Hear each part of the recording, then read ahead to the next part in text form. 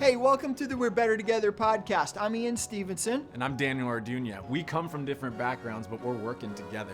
So our goal is to help you navigate being better together in the various sectors of your life by bringing you a once-a-month interview and some stimulating thoughts on the weeks in between. We hope this podcast keeps you tracking on building something better together, whether it's your marriage, your family, your workplace. We want to serve you. So here's today's episode. Hey, Daniel. Great to see you again, man. So good. Good to be back. Yeah, I'm excited for our time today because, we've been at this for about 6 months now, and we've got some listeners that are kind of picking an area where they're trying to fight for some unity, whether it's their marriage or their family or their workplace or their team. And so today on this 10-minute tune-up, I thought what we could do is sort of talk about where are we in the process. Early on, we referenced this whole idea of when you're building unity, it starts with getting people to participate, then it moves them along to being more engaged, and then it brings them to a point where there's ownership.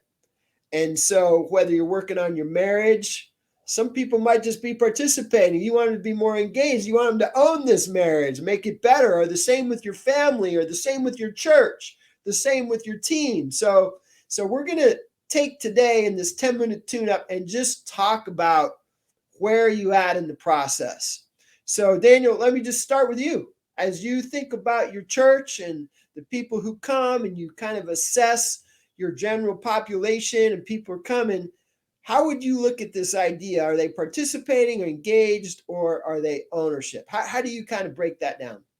Yeah, I think interestingly, along with the fact that we're about 6 months into this, we're about 6 months into kind of the vision that we've had for Narrative Church Community for 2022. So same kind of timeline here. And I think for us, as I process this in the moment of kind of assessing, participating, engagement, ownership, I know the heart of Narrative has been to drive people ultimately towards ownership since we started this thing 5 years ago. And I think that as I reflect, we've moved a good chunk of our community from participate into engagement over the last few years. And this year, 2022, really has been about that piece of ownership. How do we move people from engagement into ownership? And I think we are beginning to see 6 months in here, we're starting to see people that are taking some of those leaps to take ownership in different aspects of what it is that we are doing. In our context, we've had, some people step forth and take on some of the preaching that happens on a Sunday morning, which is a massive step for them. Yeah.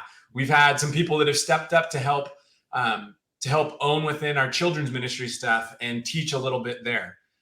We've had some people step up and take ownership in leading a Bible study discussion, even just for one night. And one of the real big things I think we've seen this year is we put what you would call a devotional, this thing to walk through weekly, kind of help you think and reflect on your life and have a theme. We handed that over to our community. So we want all of you to write individual devotionals that we will then put together and send out as a packet for our people to dig through for this year. And within that, as I assess, not every person has stepped up within that. Right. Not every person has stepped into the owning even of that one example. But we have seen, I think, about 10 to 12 people in our community that took that step forward and said, I'll write a devotional. And so we have a packet to get us through 3 months here. I think that's awesome. Yeah, I think that's been a really big thing. It's been awesome for people and some of the conversations happening about what it's meant for them to dig into a devotional that's written by somebody in our community, not by one of our pastors, but by someone that's just a part of the Narrative family. Well, I think that's the thing, right? In this whole idea of facilitating more unity, you need to know what the markers are along the way. How do you know when someone's participating? How do you know when they're engaged? How do you know when they're owning? And it sounds like in your context, you've got that. But, I also know you're a soccer coach at a high school here, right? So with that team, the season's over now, but now you're starting to build towards next year. Yeah.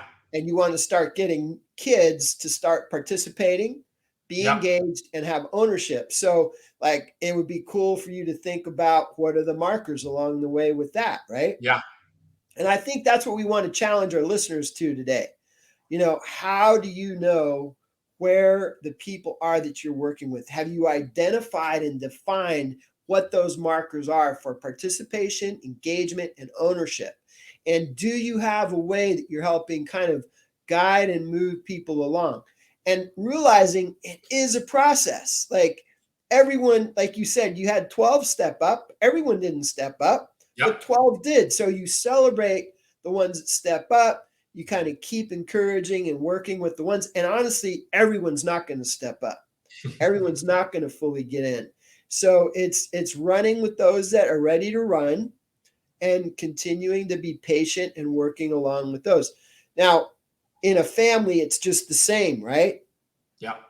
I mean, I've done this in my family. We've done these family reunions, and I've tried to coordinate games and different activities and things that help people move from participating to engaged to owning. And it's so interesting because even in a family, everyone's not going to step up, but some are. And it doesn't matter if everyone doesn't, because even those who do encourage those that are maybe back. And so it's just kind of being okay with the process, right? Yeah. But also being clear on what that is. I think what you said right there, Ian, that having the clarity of vision or direction is extremely important when thinking about participate, engagement, and ownership. When I think about the context of what's happening in one circle of my life in church, there's been some clear direction, clear vision that's been given there. And so we've been able to see some people move through towards ownership. Yet, on what you just mentioned with coaching, this coaching program I'm a part of has had 7 different coaches in 7 different years. And there's not the clarity. And I would say in that aspect, many of those athletes are just sitting in the participate spot. And what we're in the process of trying to figure out is, what's the clear direction that we have driving forward that we could then be able to share with these athletes to then be able to help them move through those steps with clarity. That's what's missing in that circle of my life at the moment. And something I think I would just encourage our listeners to, if they find that they're stuck or they see people that are stuck, ask the question, is there clear vision and direction about where it is that we're heading? Yeah, it's so good to just sit back and evaluate it every so often.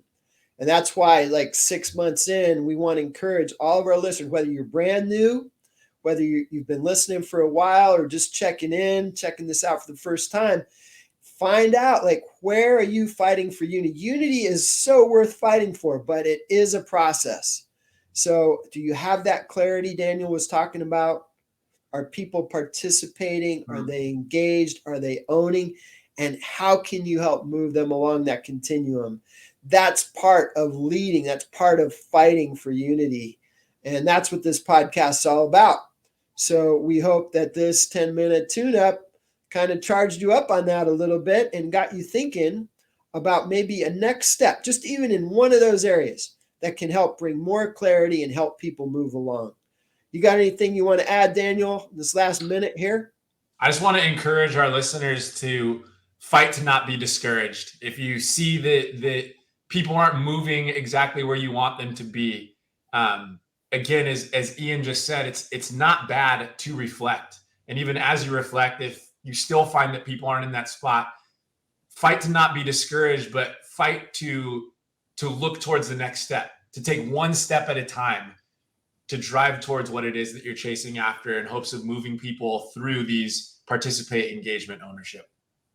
Yeah, man. Daniel and I want nothing more than to see all of you thrive wherever you're fighting for unity. If it's your marriage, your family, your workplace, your city, your community, that's where I work for a lot of that is in our community, really trying to get people to work together. And we do an event every year called Love Costa Mesa Day, where we have thousands of people in the community who step in and they volunteer and they do a project in the community. So they're participating, but they're not necessarily fully engaged or having ownership of this idea of unity in our city.